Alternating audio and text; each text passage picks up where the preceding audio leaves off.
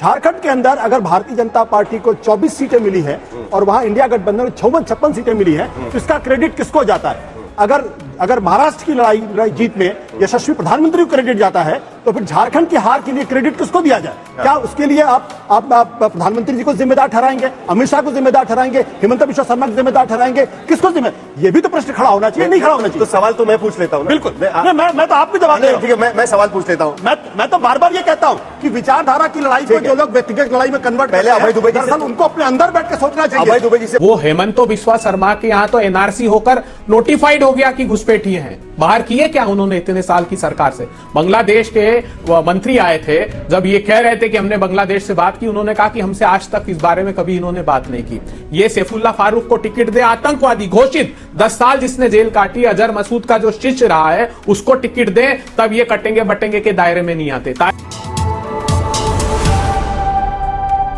अनीश गावटे कब से बैठे हुए, ये सवाल उनको भी पूछना लाजमी है ना। शरद पवार कह चुके थे लोकसभा चुनाव के पहले कि अगर उसके बाद ये सोचना पड़ेगा कि लाइक माइंडेड पार्टीज एक दूसरे के साथ मर्ज हो जाए। क्या महाराष्ट्र में ये वक्त आ गया है? क्योंकि अभी तो एनसीपी एसपी ये रीजनल पार्टी है और महाराष्ट्र में एनसीपी एसपी अब नंबर 6 की पार्टी बन गई है। देखिए 9 पर है एनसीपी एसपी, 21 पर उद्धव ठाकरे की पार्टी और उससे नीचे जो हम देख रहे हैं कांग्रेस 17 पर है।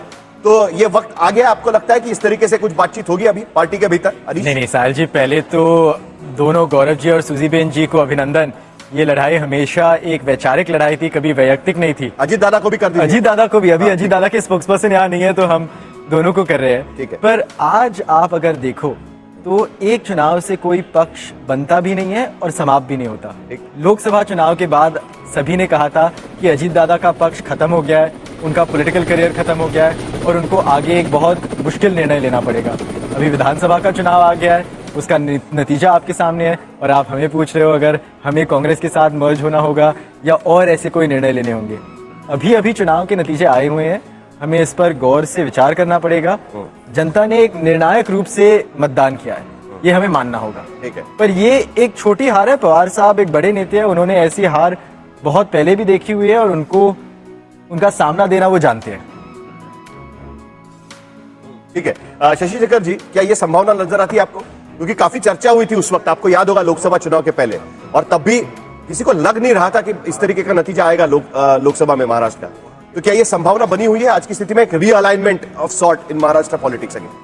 मुझे थोड़ा सा अभी ये बहुत जल्दबाजी इसलिए होगी क्योंकि इस रीअलाइनमेंट का किसी को तुरंत कोई लाभ नहीं होगा। आगे जाके क्या होता है वो आगे की बात है। एक बात सही जरूर है कि चाहे झारखंड हो या महाराष्ट्र, जनता ने जिसको दिया झोली भर के दिया। तो अब इस समय किसी का ये कर्तव्य नहीं बनता है कि वो जनता को तुरंत ही रिसीव कर दे। इसलिए उनको रहना उन्हीं युतियों में चाहिए जहां वो पहले थे। और सरकार ने भी छप्पर फाड़ के दिया, उनको मिला भी छप्पर फाड़ के, लेकिन और भी छप्पर फाड़ के देने का वादा किया। लेकिन एक इम्पैक्ट जरूर दिखेगा आने वाले दिनों में कि शिवसेना एज ए पार्टी, उसकी स्टेबिलिटी और शरद पवार की पार्टी की स्टेबिलिटी, मुझे संदेह है कि आने वाले दिनों में उनके सांसद उनके साथ रहेंगे या उनकी पार्टी उनके साथ खड़ी रहेगी। मुझे ऐसा अंदेशा है कि वो सारे के सारे लोग अपने राजनीतिक भविष्य की अनिश्चितताओं में वो दूसरे कोएलिशन की तरफ बढ़ सकते हैं। क्या ऐसा मेरा अनुमान लग रहा है? महाराष्ट्र की राजनीति दोनों या एक? मुझे लगता है दोनों। आशुतोष कुछ कह रहे हैं। मैं ये कह रहा हूँ, देखिए महाराष्ट्र के बारे में हम लगातार चर्चा कर रहे हैं और चर्चा होनी भी चाहिए क्योंकि बहुत शानदार जीत है। लेकिन अगर आप झारखंड के अंदर देखें, वहां भी जीत कोई बहुत शानदार, बहुत कम शानदार नहीं है। वहां भारतीय जनता पार्टी सिर्फ 24 सीटों पर है। और एक चीज हम भूल जा रहे हैं, वहां भी तो प्रो इनकम्बेंसी है, क्योंकि जिस हेमंत सोरेन को जेल भेजा गया, चंपई सोरेन जो मुख्यमंत्री थे वो पार्टी छोड़कर इधर आए, और उसके बावजूद भी अगर वो 56 सीटें लेकर आते हैं और प्रो इनकम्बेंसी, तो लगातार दूसरी बार उनकी सरकार होगी। झारखंड के इतिहास में एक नया इतिहास बन रहा है। गौरव भाटिया जी जो कह रहे हैं आशुतोष, वो तो बात सही है। वहां भी इसी तरीके का प्रचार हुआ था, सिर्फ बोलने वाले लोग अलग थे। वहां पर हेमंत बिश्व शर्मा बोल रहे थे, यहाँ पर योगी आदित्यनाथ बोल रहे थे महाराष्ट्र में, लेकिन फिर भी वहां पर बीजेपी नहीं जीत पाई और यहाँ पर तो जीत गए। तो वहां पर क्या कारण लगता है आपको कि बीजेपी को जीत नहीं हासिल हो पाई? देखिए साहिल जी, सबसे पहले तो मैं ये कहूंगा, महाराष्ट्र में अपनी बात पूरी करना चाहूंगा, हमारा स्ट्राइक रेट 90% रहा है। यह ऐतिहासिक है। और कुछ यहाँ पे विश्लेषक बैठे हैं, वो बता रहे थे what is bad politics and what is good politics. तो साहिल जी बहुत सम्मान से कहता हूं, हमारे इतने बुरे दिन नहीं आए हैं कि उनसे हम पॉलिटिक्स सीखे। हमें जो थोड़ा बहुत आता है जनता आशीर्वाद देती है, हम खुश रहते हैं। और एक बात और कहूंगा, महाराष्ट्र की जीत शानदार है, झारखंड की भी कम शानदार नहीं है, लेकिन काश जो पॉलिटिकल एनालिस्ट आते हैं वो भी शानदार एनालिसिस करते, क्योंकि अभी 4 दिन पहले 3 दिन पहले यही लोग आके कह रहे थे कि महाराष्ट्र में विकास आघाड़ी की सरकार बनेगी, और ये तो वही बात हो गई। दूसरी शादी की बारात में घूम रहे थे, वो बारात और दूल्हा भाग गया। हमारी शादी की जो बारात है उसमें आके कह रहे हैं डिनर कहाँ है, दूल्हा कौन है।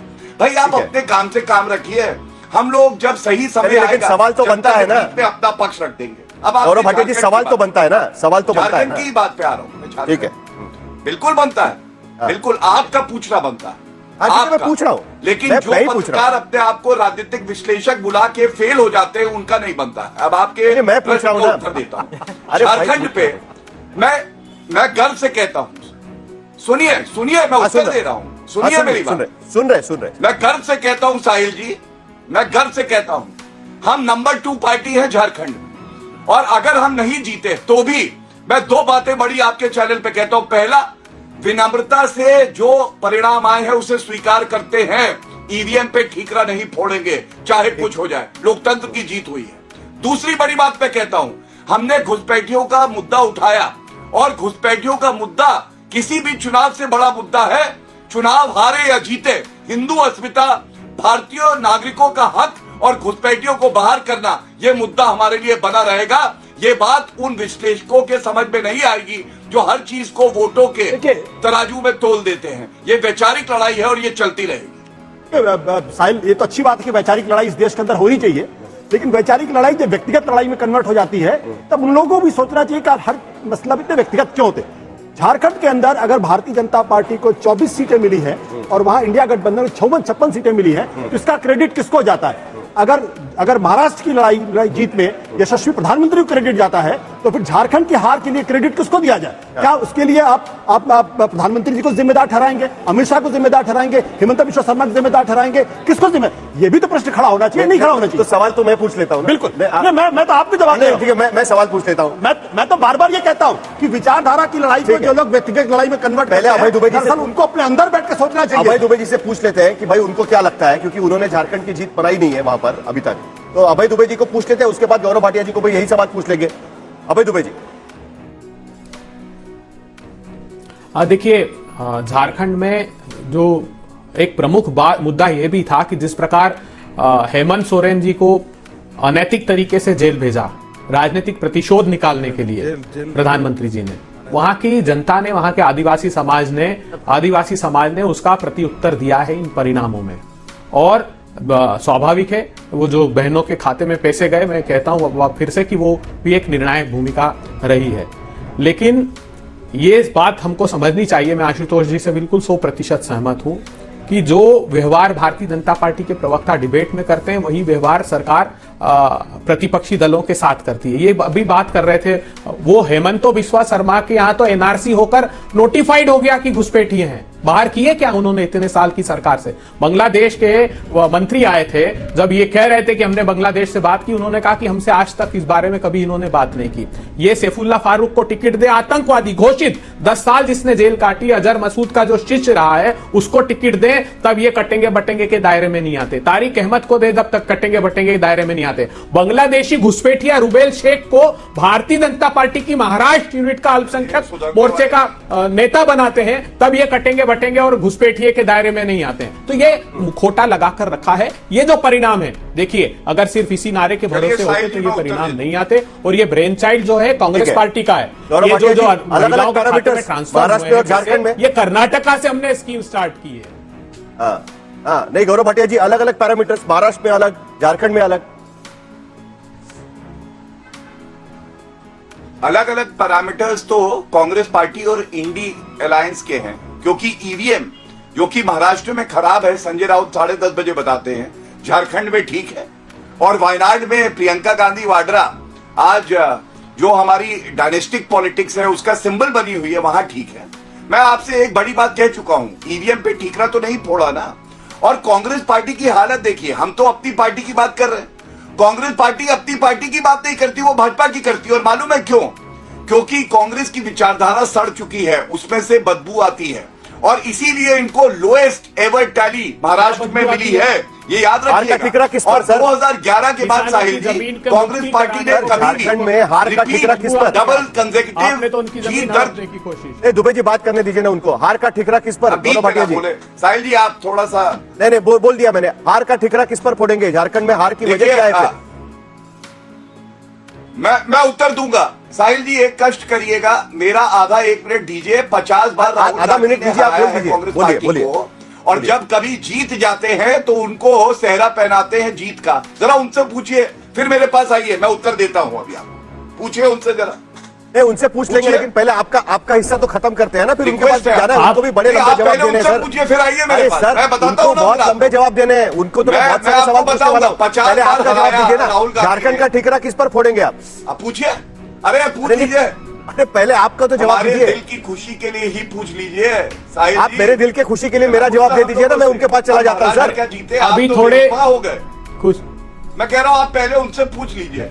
चलिए वादा खिलाफी मत करिएगा, बाद में आपसे भी पूछना पड़ेगा मुझे। अभय दुबे जी चलिए आपसे शुरुआत कर लेते हैं। पक्का नहीं, पक्का आप पक्का, ठीक है। चलिए अभय दुबे जी आपसे शुरुआत करते हैं। महाराष्ट्र जी। में बाला साहेब थोरात आपके नेता थे, विधायक दल के नेता हार गए। पूर्व मुख्यमंत्री पृथ्वीराज चौहान हार गए। कम से कम वो नेता जो सालों साल वहां पर जीत रहे हैं, कांग्रेस की जमीन ही खिसक रही है।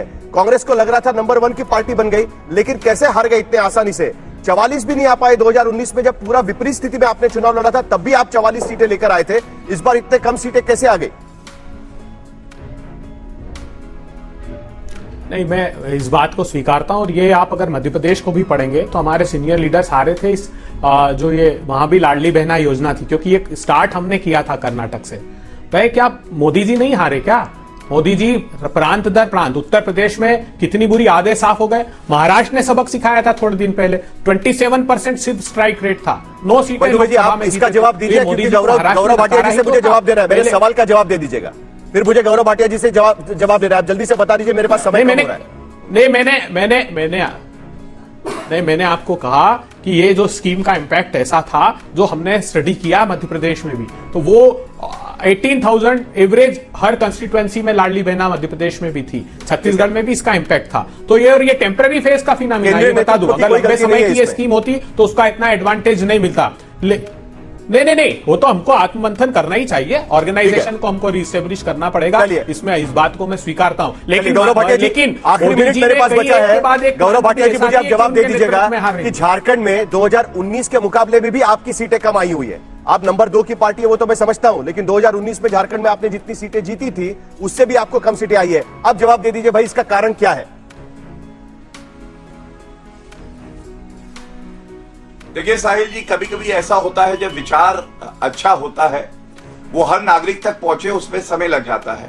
मैंने जैसा कहा कि ठीक है हम चुनाव हार गए, लेकिन जो वोट जिहाद की मानसिकता है, उलेमा की अपील करना लोहरदगा में, जो मैंने कहा घुसपैठिए भारतीय नागरिकों का हक नहीं ले जा सकते, ये लड़ाई विचारधारा की चलती रहेगी। और मैं एक बात जरूर कहूंगा, मोदी जी का रिपोर्ट कार्ड अभी जून में आया था, जब तीसरी बार लगातार उन्होंने चुनाव जीता, और 62 साल बाद ऐसा हुआ कि 3 चुनाव किसी ने लगातार जीते हो।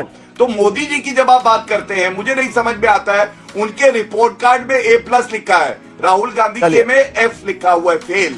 ये फर्क है दोनों में, और तथ्यात्मक रूप से ये सही बात है। चुनाव हारने के बाद इसके जवाब कई बार नहीं आते हैं, लेकिन हालांकि कांग्रेस के पास भी कई सारी चीजों के जवाब नहीं है। क्योंकि नंबर 1 की पार्टी नंबर 5 की पार्टी कैसे बन गई, इसका जवाब उनके पास भी नहीं है। ना बीजेपी के पास जवाब होगा कि झारखंड कैसे हार गए। आखिरकार हमें तो जवाब ढूंढने हैं। और सबसे बड़ी बात, जो वादे किए गए हैं महाराष्ट्र में, उस पर भी सवाल पूछे जाएंगे कि ये वादे कैसे और कब पूरे होंगे। इतने आसानी से सरकार को हम नहीं छोड़ने वाले हैं।